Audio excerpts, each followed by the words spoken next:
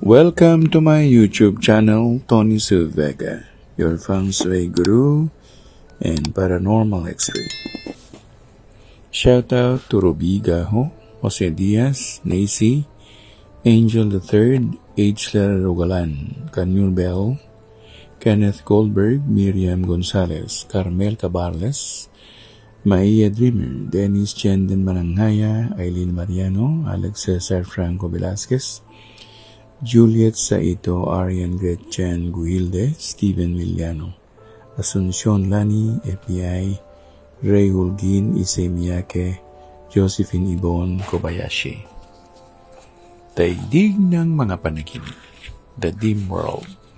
Kung nagkataon sa panaginip ay nakita mo na lumilipad ka, ang buong ibig sabihin niyan ay ikaw ay nakakahiwalay sa iyong pisikal na katawan. Medyo mag-ingat ka pag nanaginip ka nito.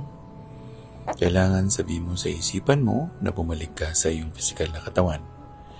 Kasi baka mayroong nasa paligid mo na kunin iyong tali ng buhay sa iyong puso. Kung nakapanaginip naman na ikaw mismo ay nagpunta sa isang lugar at ang mga tao ay lumilipad o para bagang sila ay mga may pakpak lahat.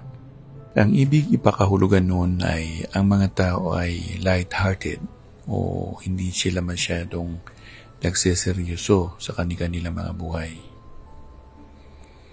At kung nakita mo naman na mayroong mga pera na lumilipad sa ere, marami ibig sabihin. Isa yung oportunidad na kumita ka ng pera sa malawot madali. Kung nakakita ka naman ng ibon na lumilipad, lalo na't siya ay nag-iisa lamang, tinutukoy yan na ikaw ay papunta sa isang bahagi na iyong buhay na ikaw ay mag-iisa na lamang sa iyong pakikitungo sa buhay-buhay. Pero kung maraming ibon, ang ibig sabihin nun ay maraming tutulong sa iyo at posibleng ikaw ay maging popular o makikilala ka sa lugar na iyon. Kung halimbawa, nakita natin na lumilipad ang mga gamit mula sa ating bahay palabas ng ating bahay, ang ibig sabihin niyan ay mag-iingat ka sa iyong kabulagsakan. Maaaring na ipamigay mo na ang iyong kabuhayan sa ibang tao at kailangan mong higpitan ang iyong sarili sa pakikitungo sa iyong sarili mismo.